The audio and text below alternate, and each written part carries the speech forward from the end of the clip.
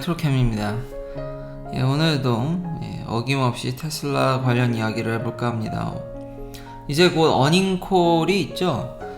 그때 사람들이 어떤 질문을 할지 제가 쓰는 브로키지에서 설베이를 해서 어떤 질문을 하고 싶냐 해서 이제 순위를 매겼는데, 이거를 어떤 질문을 하고 싶습니까 해서 그 질문에 대한 투표를 받아서 하는 순위도 있지만, 아무래도 자본주의고 주식시장이니까 저는 각각 이제 대표하는 그 주식에 대한 웨이트 밸류를 줘서 가장 많은 주식이 대표하는 질문들로 나열을 해서 한 탑 5의 질문을 뽑아봤는데요.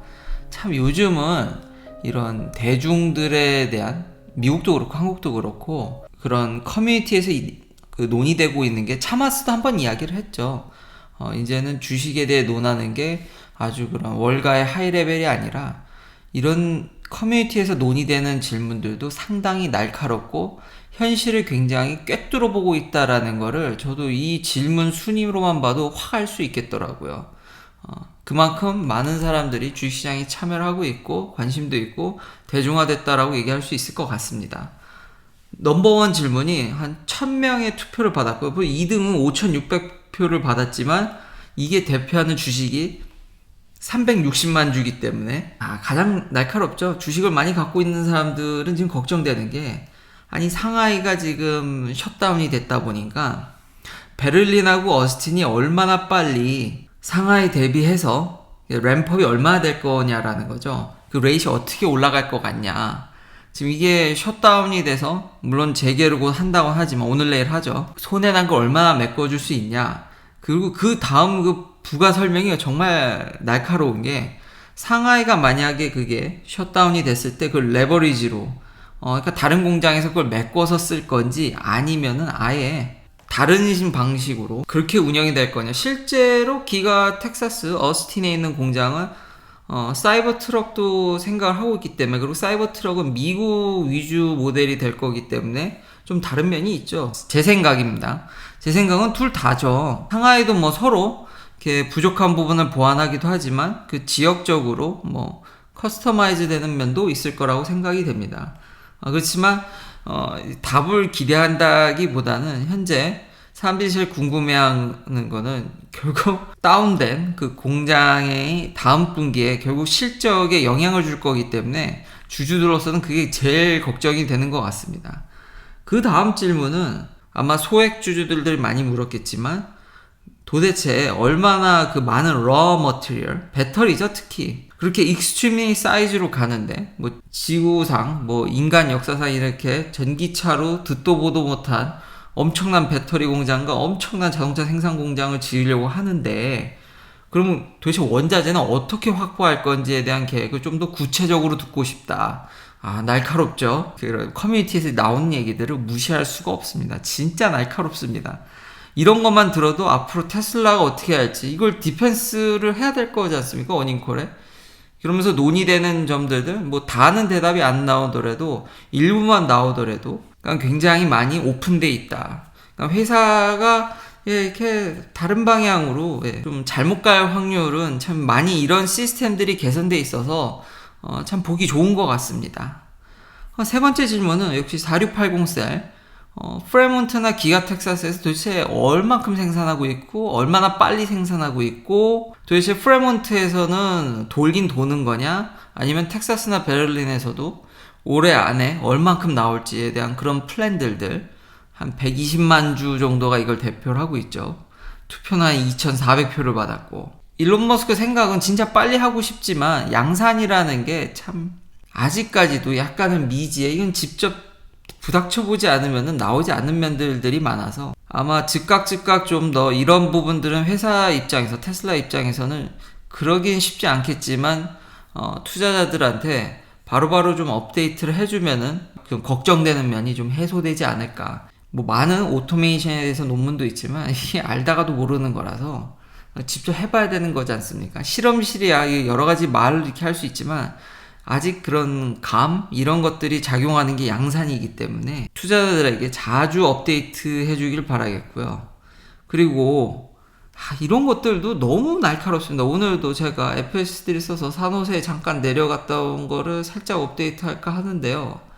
이런 것도 벌써 제가 그렇게 이상한 게 아닙니다. 제가 뭐 그렇게 뛰어나서 앞을 내다본다기보다는 이런 얘기들이 진짜 커뮤니티에 정말 날카롭습니다. 정말 FS3를 한지 되게 오래됐는데 지오펜스로 하는 거 어떠냐? 피닉스 같은데 이거 웨이모가 그렇게 했죠. 지금 저도 그렇게 생각하는 게 밤이라든지 정말 지역 한정으로 하면은 지금 정도라도 할 수 있을 텐데, 왜냐면 웨이모나 크루즈가 뭐 완벽하게 하는 거 아니죠. 제가 영상이나 뭐 다른 미국 유튜버들이 그 매번 얘기를 하죠. 저기 차 어디 딴 데 가서 구석탱이에 박혀가지고 뭐 실제로 세이프티 드라이버에서 가서 빼낸다라든지, 여전히 얼마 전에도 샌프란시스코에서도 계속 차들이 어디 한 군데에 자꾸 이상하게 몰리는 그런 현상이라든지, 제가 영상을 불과 몇 달 전에도 몇 번 이렇게 만들었던 기억이 납니다. 아직 완벽하지 않으니까 결국 다 비슷비슷한데, 이 정도면은 한번 테슬라도 빨리 웨이모나 크루즈 같이 한정적으로 할 수 있지 않냐. 근데 저도 어제 얘기했듯이 로보택시는 오늘도 그렇지만 이게 스타트하는 거랑 내리는 데 문제가 있기 때문에 웨이모도 물론 많이 힘이 들어갑니다. 그래서 제가 보링 컴퍼니에 그런 쪽으로 한정적으로 되지 않겠냐는데, 이미 여기도 아예 지오펜스로 지역을 한정하면 flawlessly FSC도 충분히 그 정도 수준인 거를 이미 투자자들도 안다라는 겁니다. 금방 이 통합된 시스템과 앱이나 이런 시스템이 잘 돼 있기 때문에 정말 우버 같은 시스템을 바로, 그럼 제가 테스트로 잠깐 취미 삼아 또 띄워보나요? 간만에? 그런 것도 생각해 볼 수 있을 것 같습니다. 뒤에 질문이 더 많은데, 요 정도만 알아도 앞으로 테슬라가 어떻게 할 건지 충분히 알 수 있을 것 같기 때문에, 도대체 킬로와트아워당 가격이 얼마냐, 4680 셀이 원가 절감을 위해서가 하는 건데 어느 정도까지 지금 내려갈 것으로 보고 있느냐. 지금 원자재도 워낙 상승하고 있으니까요. 이 뒤에 질문들은 약간 이 앞에 탑5 정도의 질문에 좀 연계라고 생각이 되어집니다. 그래서 지금 수요일 4월 20날 동부 시간으로 5시 30분에 이걸 어닝콜을 할 거기 때문에 저도 어떤 대답이 나올지 정말 기대가 많이 됩니다. 사람들이 정말 날카롭게 보고 있다. 자, 다음입니다. 다음은 진짜 이런 것까지 애플을 따라 해야 되나, 진짜 황당한데요. 테슬라가 이제 차를 사면 충전기를 안 껴준답니다. 이거 애플이 하는 짓과 똑같죠. 근데 이유는 환경보호는 아닙니다. 애플이랑은 다르긴 한데, 결론적으로 이것도 원가 절감 같은데, 진짜 이거 보고 너무 웃기고 씁쓸하죠, 진짜. 테슬라가 조사를 해보니까 이 충전기를 사실상 거의 안 쓴답니다. 사람들이 거의 쓰지 않는답니다. 그래서 이 충전기를 주기보다는 어댑터를 많이 주겠다라는 거죠. 그러니까 공용의 레벨 2라든지 보조금을 받는 레벨 2. 근데 이제 텍사스에서는 이제 테슬라 충전기에도 보조금을 주려고 하죠. 근데 일반적으로는 콤보라든지 J타입에만 일단 보조금이 좀 투여가 되고 있기 때문에, 그런 충전기에다 어댑터를 많이 써서 충전하는 걸 조사해 보니까 그렇기 때문에 이제 어댑터를 주지 이 충전기는 빼버리겠답니다. 그래서 이제 차를 사셔도 이런 기본 충전기는 얻기가 어려우실 것 같습니다. 아니면 필요하면 따로 사야죠. 근데 일부 이걸 쓰시는 유저분들은 이제 머리가 돌죠. 저도 참 이유가 합당하긴 한데, 왜냐면 제가 그렇거든요. 저도 이 충전기를 거의 안 씁니다. 그래서 할 말이 없는데, 그래도 이 응급시에 이 트리클 차지 같은 경우는 응급시에 쓸 수 있는 건데 이거를 없앤다. 돈 주고 사라. 이것도 싸지가 않은데, 제 생각에 어댑터가 더 싼 것 같은데, 뭐 환경보호는 아니지만 씁쓸합니다. 다시 한번. 마지막은 벤츠의 EQXX입니다. 제가 이걸 왜 갖고 왔냐면, 당연히 이제 1000km를 테스트한 거를 영상으로 보여줬고요. 벤츠가 대단하고, 근데 1000km는 뭐 요즘 많은 스타트업이라든지 자동차 회사들이 뭐 시연적으로 보여줬는데, 이거 아직 프로토타입이긴 합니다. 그러니까 컨셉한데 거의 실물에 가깝게 좀 나온 편입니다. 굉장히 놀라웠고요. 벤츠가 칼을 굉장히 갈았고 방향이 맞기 때문에 한번 달아볼 의미가 있다라고 생각을 해서 가져왔습니다. 벤츠가 이번에 1000km를 돌파한 게 배터리를 더는 게 아닙니다. 루시드도 배터리를 키웠고 그 전에 개조한 테슬라를 개조한다라든지 여러 차량들이 배터리 용량은 늘리거나 아니면 제가 그 1000km 좀 미뤄졌죠. 근데 아직 거기 예약 받고 준비하고 있습니다. 거의 1600km죠. 거기는 솔라를 이용해서. 그러니까 극한의 경량화. 벤츠가 마찬가지로 올바른 좀 제가 그동안 지적했던 맞는 방향이라고 저는 이게 생각을 하는데, 경량화를 통해서 1000km를 달성했기 때문에 진짜 볼 필요가 있다라는 거죠. 배터리 사이즈가 보고 놀랬습니다. 한 100kWh 밖에 안 됩니다. 1000km를 가는데 100kWh 밖에 안 된다라는 게, 이거는, 팩을 좀 보니까 패시브 쿨링을 통해서 완전히 기본적으로 최대한 열을 빼는 구조를 확립시켜서 그래도 모듈을 굉장히 간소화하고 많은 부품들을 이 영상 설명한 걸 보니까 진짜 경량화를 하려고 부단히 노력을 했다. 거기다가 드래그 코에피션트가 이게 말이 되는지 0.17밖에 안 됩니다. 제 0.2 이하로 내려간 차를 처음 봤습니다. 이렇게 완성도 있게 실내도 와 멋있더라고요. 이건 정말 칼을 갈았다. 거기다가 에어로다이나믹을 증진시키기 위해서 60km/h가 넘으면은 뒤에 이 멋있게 디퓨저도 나옵니다. 그러니까 조금이라도 더 쥐어 짜려고 이 휠이나 타이어도 브리지스톤과 손을 잡고, 휠도 공력 휠이죠 당연히. 그러니까 공기저항을 덜 받는 휠이지만 마그네슘 합금을 이용해서 최대한의 경량화, 브리지스톤에 부탁해서 특화된 타이어를 통해서 드래그 코에피션트를 최대한으로 낮췄다. 소모되는 거를 최대한 쥐어짰다라는 거죠. 배터리면 배터리, 모든 면에 있어서 현재 나온 컨셉카 중에서 굉장히 독보적이지 않나. 이 벤츠가 제대로 칼을 갈았구나. 자율주행만 좀 더 가다듬어 준다라면은, 이거 이렇게 나온다고 그러면은 가격이 좀 전 비싸도 디자인이면 디자인이 너무 멋있더라고요. 에어로다이나믹한 디자인을 보여주면서도 고급스러움, 실내를 보면 정말 고급스러움을 놓치지 않으면서 주행거리가 이 정도인데 테슬라만큼만 아니더라도 주행보조 지금보다 조금만 더 개선해서 해준다라면은 이거는 통하지 않을까.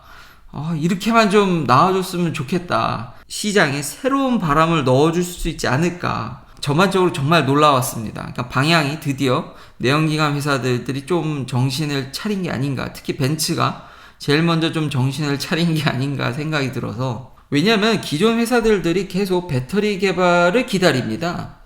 전고체를 그토록 기다렸던 이유가 에너지 덴시티도 있지만 화재 위험도 적고, 기존에 사실 프레임을 굳이 변경시키지 않아도 하나의 배터리가 부품으로서 자리 잡기 때문에 배터리의 기술이 좀 올라와 주길 기다렸던 것 같은데, 이제는 그게 안 된다라는 걸 제가 누차 저도 계속 얘기를 했죠. 이게 배터리 기술이 이렇게 어렵다. 결국 자동차 회사가 나서서 디자인을 다 바꿔야 되는데, 이번에 벤츠가 정말 칼을 갈고 엄청난 경량화를 제대로 보여줘서 차후 모델들한테 이게 적용이 된다면 이게 EQS하고도 본인들이 만들어 놓은 차들하고도 비교를 하고 있습니다.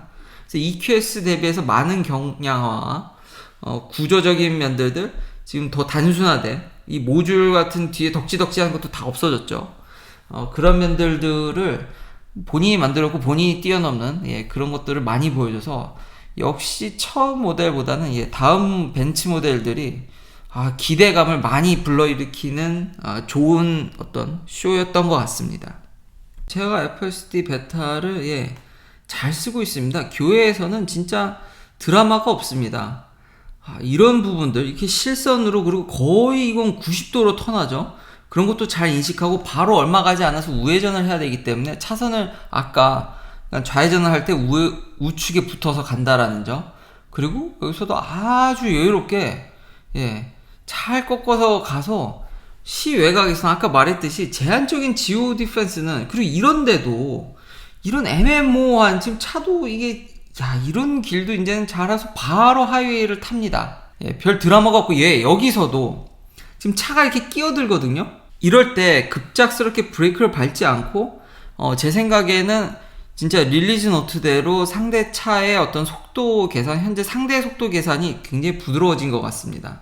다 계산해서 옆으로 딱 차선 바꾸고 들어가는 게 확 앞으로 오는 거에 대해서도 이제는 좀 덜 당황해하는 게 느껴졌고요.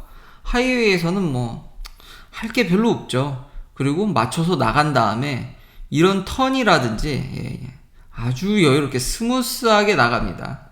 그리고 이런 멀징하는 거 차들 다 보내고 속도를 자동적으로 올리고 물론 근데 제가 좀 이 주변에 보면은 굉장히 이게 제가 스피드 리밋에 맞춰서 보수적으로 운전하다 보니까 많은 차들이 저를 추월하죠. 그래서 습관적으로 제가 한 5 정도는 올리게 됩니다. 다 추월하죠.